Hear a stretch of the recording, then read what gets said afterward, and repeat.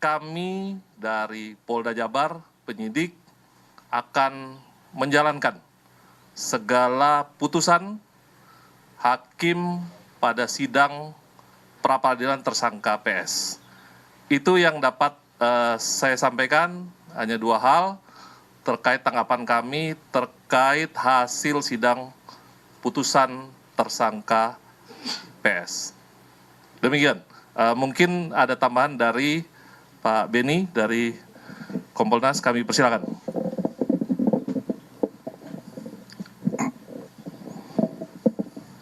Terima kasih. Assalamualaikum warahmatullahi wabarakatuh. Selamat siang, salam sejahtera buat kita semua. Shalom, Om Swastiastu, Namo Buddhaya, salam kebajikan. Rekan-rekan media, Kompolnas selaku pengawas eksternal Polri sejak awal kasus ini dilakukan penyidikan, kami mengawal terus.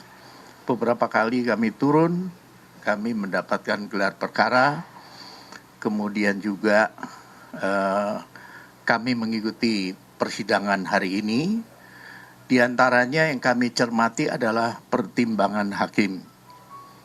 Teman-teman juga sudah mengikuti tadi. Dari beberapa pertimbangan hakim itulah menjadi masukan kami. Yang pertama tentunya evaluasi bagaimana implementasi Perkap dan Perpol tentang manajemen penyidikan.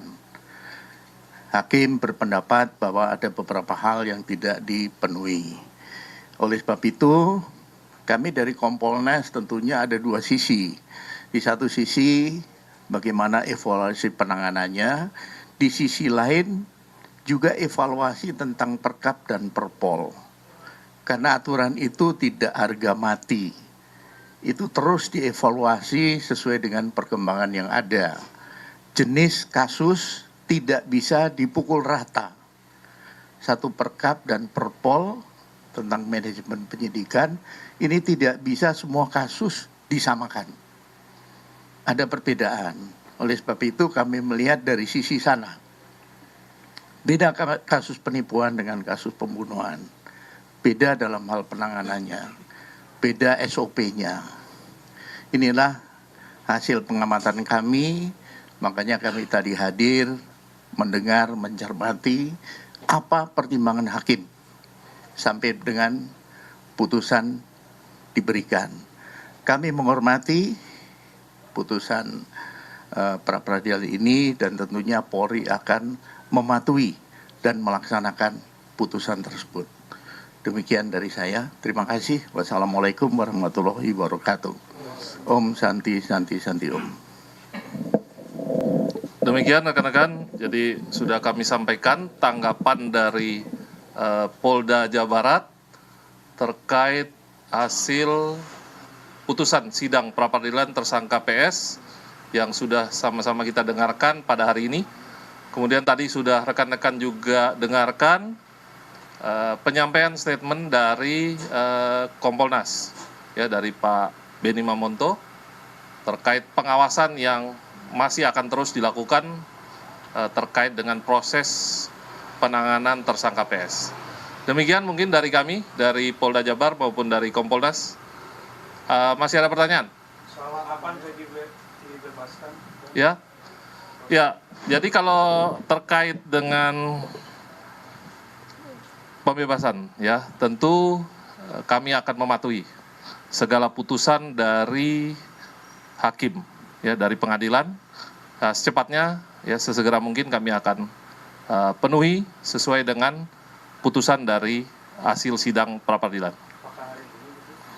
Kita menunggu, ya, mudah-mudahan secepatnya kita akan segera mematuhi tentunya sesuai dengan putusan.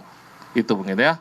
Pertanyaan Pak, pertama tahapan pembebasan di mana? Apakah memang harus rehabilitasi dulu atau mungkin ada denda yang harus dibayar tadi sesuai dengan bacaan hakim?